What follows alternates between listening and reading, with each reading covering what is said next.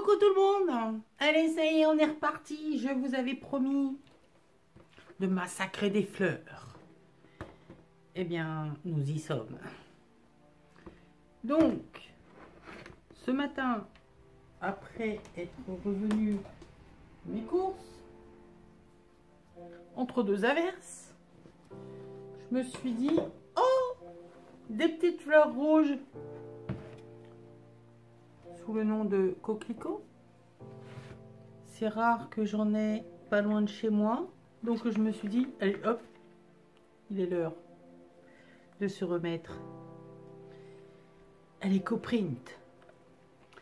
Il y avait également des boutons d'or, donc je ne sais pas du tout ce que ça va donner, hein. J'ai encore jamais écrasé de boutons d'or. Je sais pas ce que c'est. Par contre, il y a un truc qui m'inquiète, hein, c'est que j'ai de la mousse dessus. Je ne sais pas ce que c'est. Peut-être une bête dedans. Mon Troène rouge. Donc celui-là, il a plein de picots. Pic. Ça, c'est intéressant parce que il y a des tournicotis comme ça. Là, j'aime bien. Ça fait du feuillage. Et pas trop de jus, normalement, si mes souvenirs sont bons, qui ressort. Ensuite, du lierre. Juste les branches, les jeunes pousses. Parce que les autres sont beaucoup trop grosses et sortent beaucoup trop de jus. Une magnifique plante, enfin feuille, je pense, de lierre, quelque chose qui ressemble à la famille des lierres. Bon, je vous préviens, les petites bêtes là, si vous ne vous sauvez pas, je vous écrase. Ici c'est pareil, c'est une jolie feuille qui va se retrouver écrasée. Comme j'ai plein de soucis, ben, je me suis dit que j'allais m'en débarrasser. Donc à l'écrasage aussi, je vais essayer de pas me piquer. Hop. Qu'est-ce qu'on a d'autre? Bon, comme je ne suis pas experte en fleurs, j'ai piqué ça chez une des voisines. C'était marqué défense d'entrée. Ben, Isa, elle n'est pas rentrée, mais elle a piqué des fleurs. Je ne sais pas ce que c'est. Donc, je ne connais pas le résultat. Ça, c'est mon rosier sauvage. Ouais, il fait des roses sauvages, on va dire. Je ne sais pas non plus ce qu'il va donner.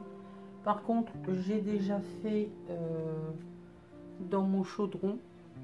De toute façon, je vous remets là-haut, quelque part par là, de toute la liste, enfin la playlist de toutes mes expériences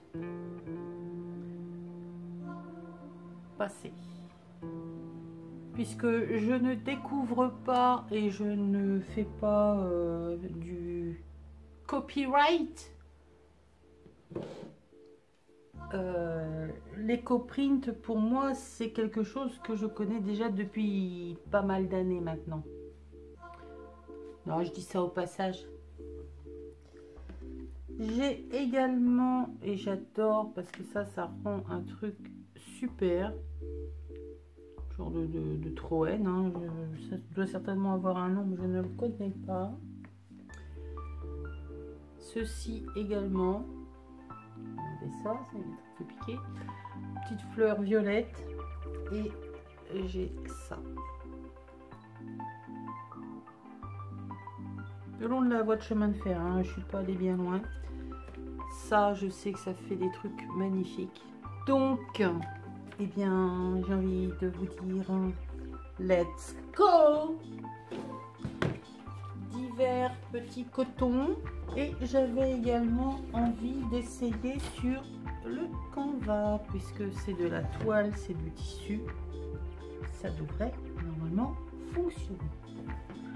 Donc on va essayer. Parce que s'il y a des choses à récupérer, je mettrai ça dans mon plat. On mangera en salade ce soir. Non mais si je peux les laisser sécher, c'est une fois qu'ils sont bien écrasés, ça sèche plus.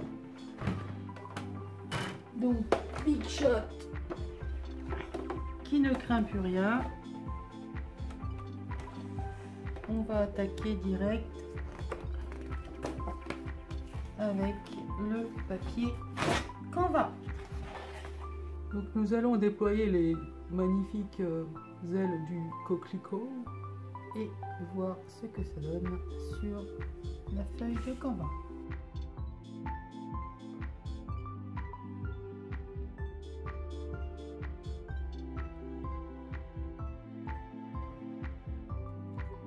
Allez, on va être gentil, on va pas trop en mettre.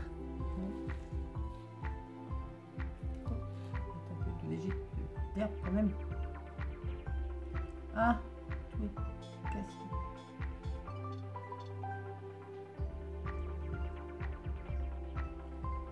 Allez, hop, on enferme. Alors je rappelle que je décline toute responsabilité pour vos big shots. Je l'avais déjà dit il y a 4 ans, mais je le répète maintenant. Si vous ne voulez pas que votre big shot soit abîmé, taché ou quoi que ce soit, ne le faites pas.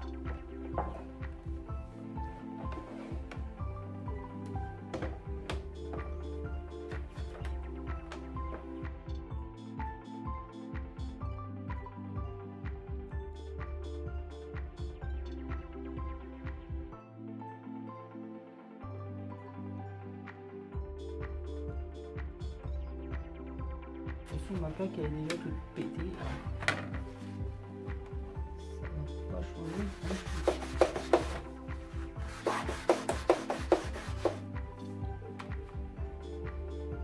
Alors voyons ce que ça donne.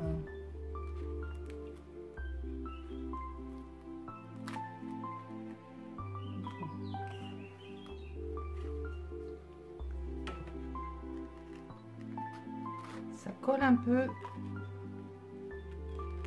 trop à mon goût.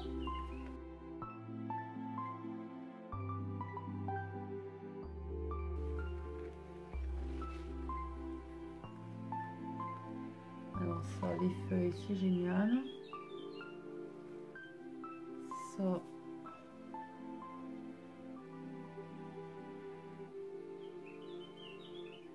je suis pas certaine de pouvoir récupérer en arrière comme ça.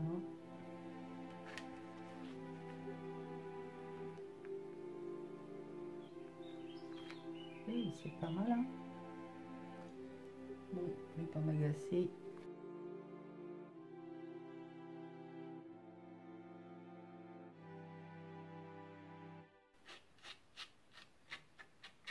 Alors, les pétales de souci, ça fait un petit peu d'orange, mais c'est pas... on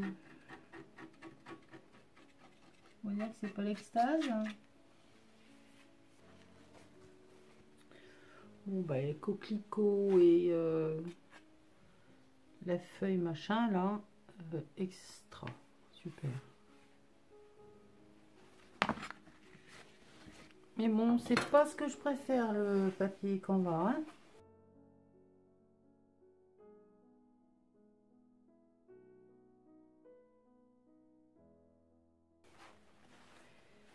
Donc, moi, je vais plus travailler sur du tissu.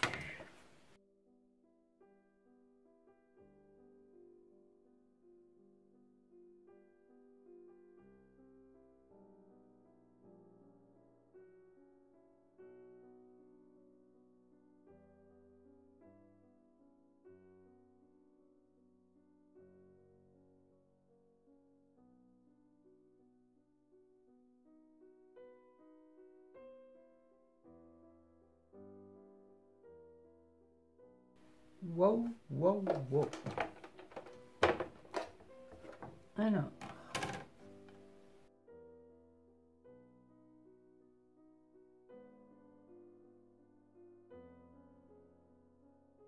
Donc là, on est sur cette plante-là.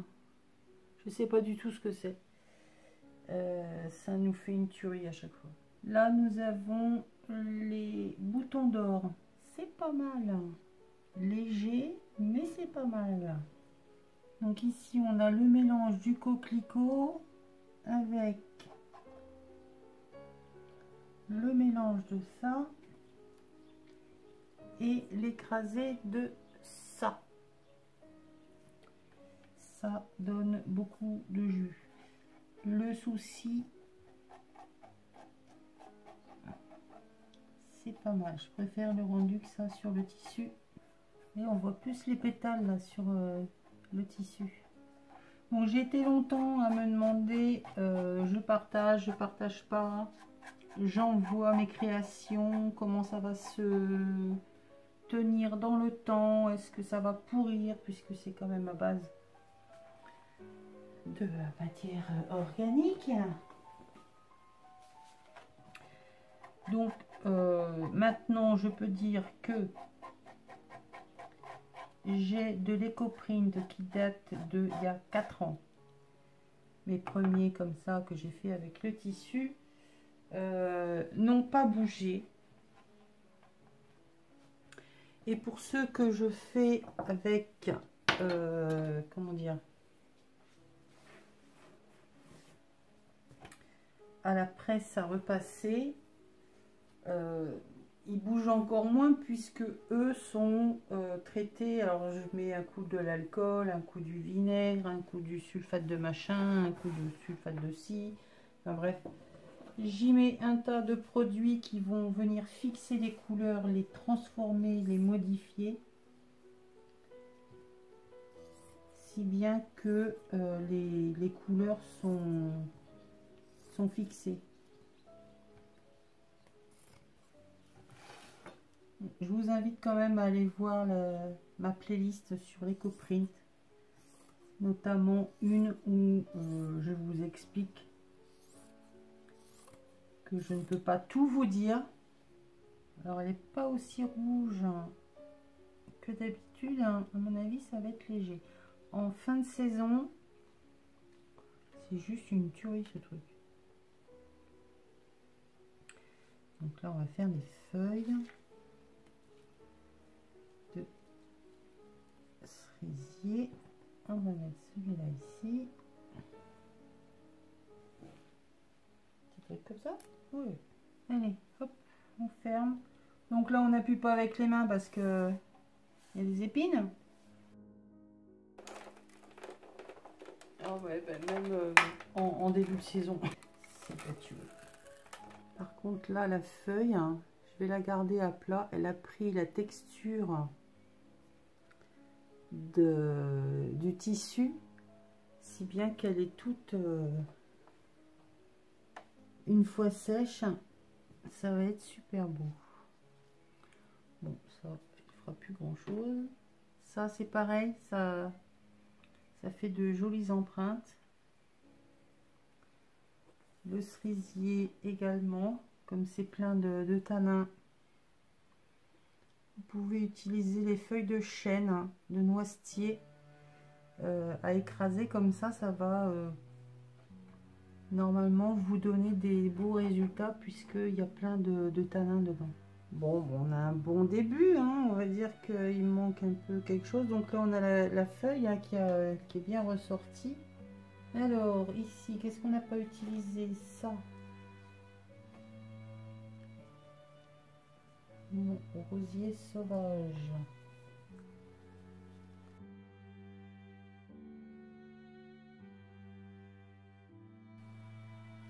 Mimi, poule au coq. La coque.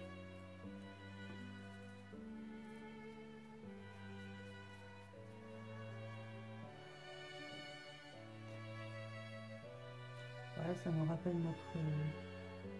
On a un bébé. C'est un bébé coq. N'importe quoi. Ah tiens, on va mettre un peu de lierre. Enfin, vous avez compris le concept, hein, éclatez-vous avec les plantes. Vous en mettez, vous écrasez. Il y a des choses qui vont donner plus de résultats que d'autres. Des fois ça marche, des fois ça marche pas. Il y a un côté du tissu qui va être plus réceptif que l'autre.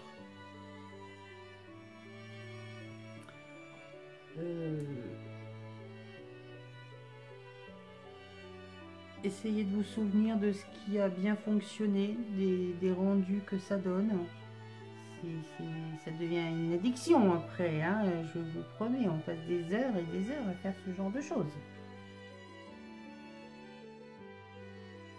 Bon, je fais celui-là avec vous, et puis les autres, je les ferai toute seule, parce que j'ai pas l'intention de vous faire une vidéo de 3 heures non plus.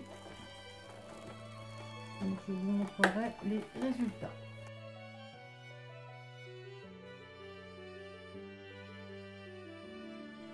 Magnifique, magnifique.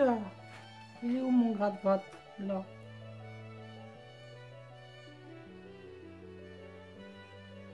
Donc ça, hop, regardez.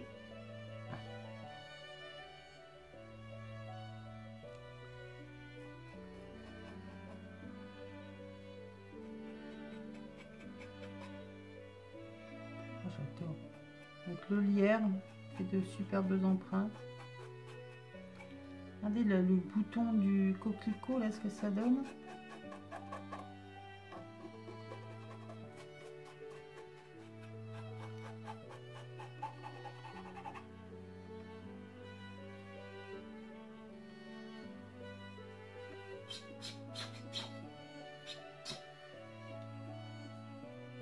Vous avez un côté, mais vous avez également l'autre qui peut aussi avoir un superbe rendu. Hein. Voilà.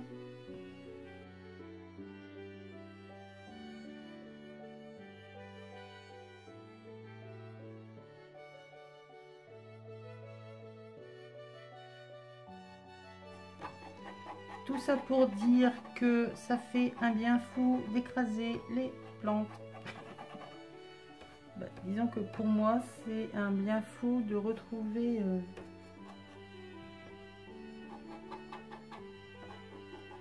un plaisir que j'avais mis de côté. J'en ai tellement fait que j'ai pas tout utilisé de peur de voir comment ça allait réagir. Non, derrière. Et des fois, l'arrière est plus joli que le devant. Bon, et ben j'ai encore quelques fleurs. Je vais continuer. Je reviendrai vers vous par la suite pour vous montrer en photo, parce que si je blablate, ça va prendre 3 heures. Je reviendrai pour vous montrer ce que j'ai fait. Je vous fais des bisous, j'espère que ça vous aura donné envie. Bye!